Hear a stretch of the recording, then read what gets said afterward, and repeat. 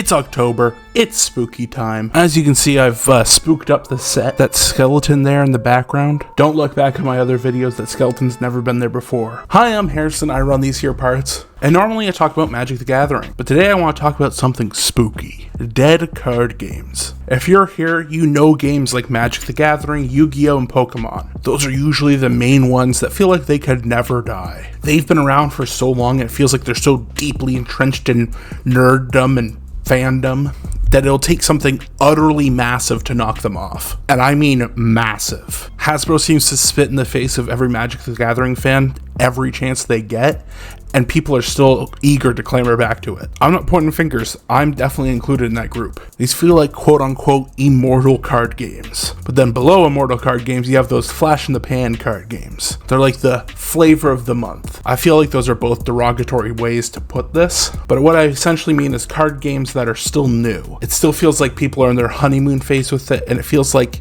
it's mainly existing because of hype. People are jumping on the bandwagon, but as soon as that company makes a misstep or something new and shiny comes along, people will be gone. This is going to annoy some people, but I feel like Flesh and Blood is a good example of this. Maybe it's a little bit too old to be a flash-in-the-pan new card game, but it's still relatively new compared to the other giants. People rave about how great this card game is, and hey, it started pre-pandemic and it's lasted this long, I gotta give it its props. It seems like they've done a lot of positive things for the community too. And I mean, it's kind of funny that they put prof on a card. This might have more staying power than most card games. But since this game's only been around for 4 years, and you just never know what's going to happen, there could be a day where people suddenly stop playing this. Like, look at the game Force of Will. They were still releasing cards for this game, but there has been a massive drop-off in player base. People were saying this would be like the number 4 to go up with Pokemon, Yu-Gi-Oh! And Magic. I actually know people who played this game, and then it feels like as fast as it came in, it left. I never really got into it, but that was more because of personal preference. I don't really like anime and anime art styles. I know, you take one look at me, I'm a fat neckbeard.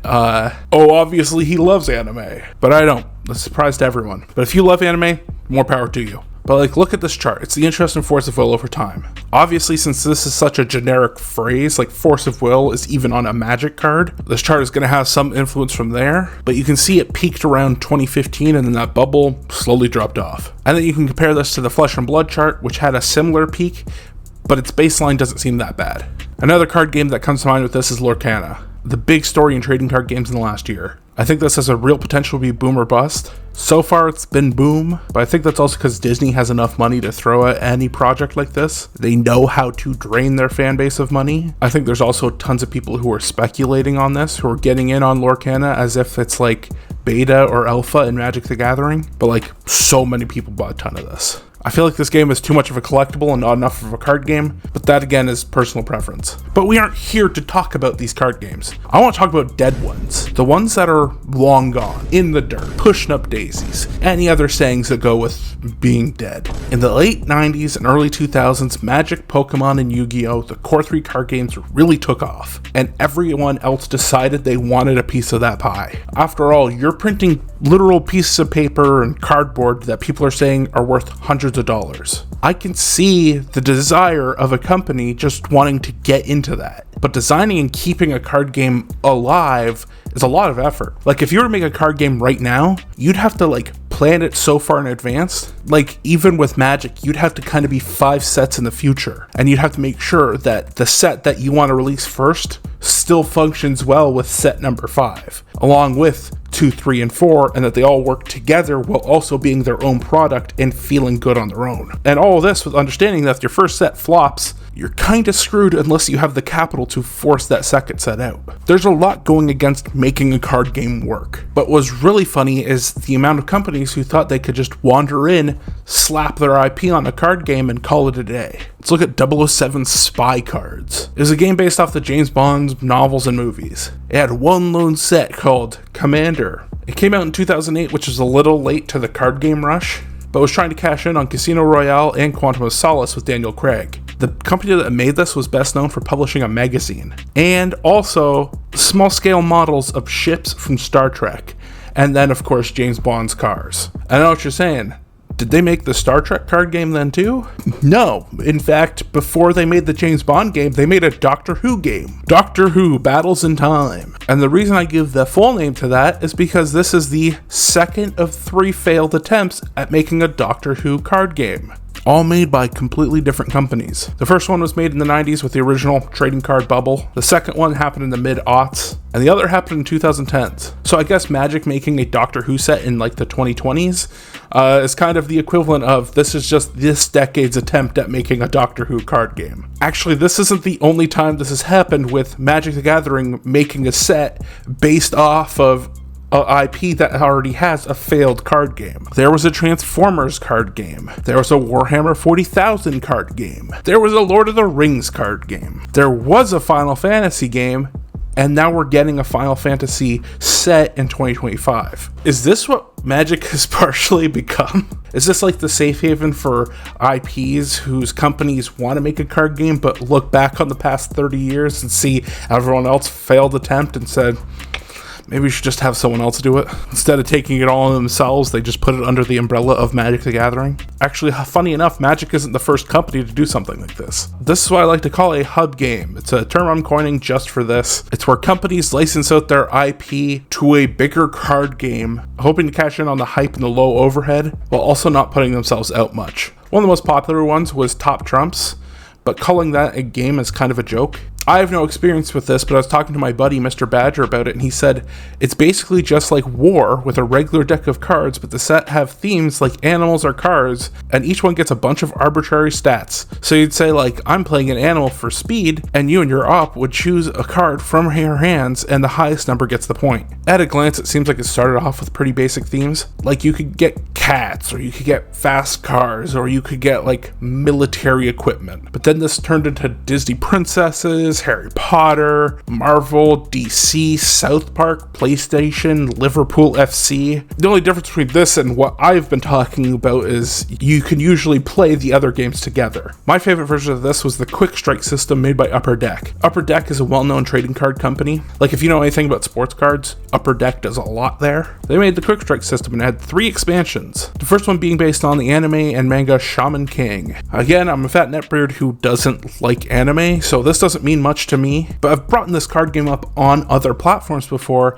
and gotten absolutely flamed for brushing off Shaman King as just another anime. The second expansion for this game was Avatar: The Last Airbender. Now there's something I can actually get behind. I've been praying for an Avatar: The Last Airbender Universes Beyond in Magic forever now. I think Avatar as a world lends itself really well to a card game. What was cool is that they actually had characters that they made for the card game that existed in the world but weren't seen in the show. It kind of fleshed out the world a little bit more, but eventually these characters were taken out of the canon. Third and final expansion, I'll let you guess what IP it was. We had anime in set 1. The second one was a westernized anime. A lot of arguments online as if it counts as an anime or not. I'm not here to say whether it is or not. I'm just giving you time to think. I honestly believe that if you did not know this one beforehand, you wouldn't guess this. Third expansion for this game was Pirates of the Caribbean. My favorite anime. I'll say it.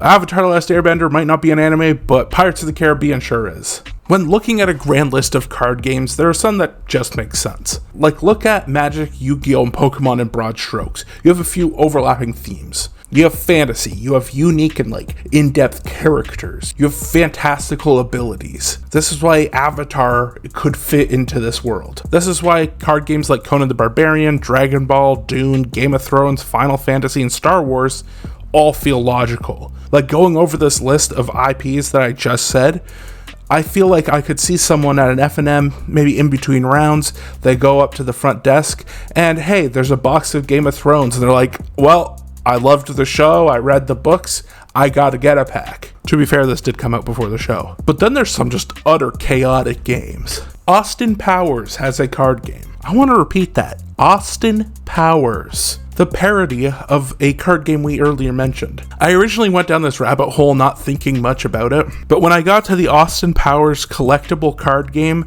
I knew I had to make a video. The Austin Powers CCG had one set that came out when the second movie came out and had the same name. The first set had 140 cards, and then they wanted to make a second set named it after the first movie, but the first set just did not have the popularity to keep this alive. These cards are wild. This card has 2 groovy and 1 randy. But if you don't think that's playable, it's got 20 mojo. Willie Nelson has a card. He's in that movie for about 3 seconds. I don't know what contract he signed for that cameo, but whatever he's getting paid for it was not enough. After the Austin Powers game, there's an American Idol card game. And not just like a collectible American Idol thing. Like, I'm sure there was a group of collectors when this game was a thing that were just like, oh, I need to get my Clay Aiken card. But there was an actual game that went along with it. Hello, Editing Harrison here. I don't know where I'm going to plunk this in. But not only is it wild that American Idol had a card game, there were cards that were about the judges. There was a card for Paula, there was a card for Randy, there was no card for Simon. The game must have just not gotten the rights for Simon, so this is just hilarious. This proves how much wilder this card game is. This game really surprised me because most of these card games just emulate combat and violence when American Idol doesn't have that. You're not like, oh, Ruben, use your stutter attack or whatever. But here you're trying to get a contestant through to the finals and then win American Idol. It is wild that this is a card game, but I really wish it had combat. I could sit here and talk about dead card games all day. In fact, if this gets a good enough response, I'll definitely make another video. I completely left room for all of the failed card games that Wizards of the Coast has made. I'll leave you with one thing. I don't really talk about my set decorations that much, if you would even call them set decorations, but I pointed out my skeleton earlier on. I wanted to also draw attention to this box right here. It's a sealed box of the Wheel of Time trading card game. It contains 8 starter decks. I've never watched or read Wheel of Time. I don't really know why I own it. Came into my possession under weird circumstances. I thought it'd make a good set piece, and I thought this would be a fitting time to point this out. Thanks for watching, and as always, for the first 24 hours that this video is live, I will respond to every comment. Thanks for watching. Don't forget to bolt your birds.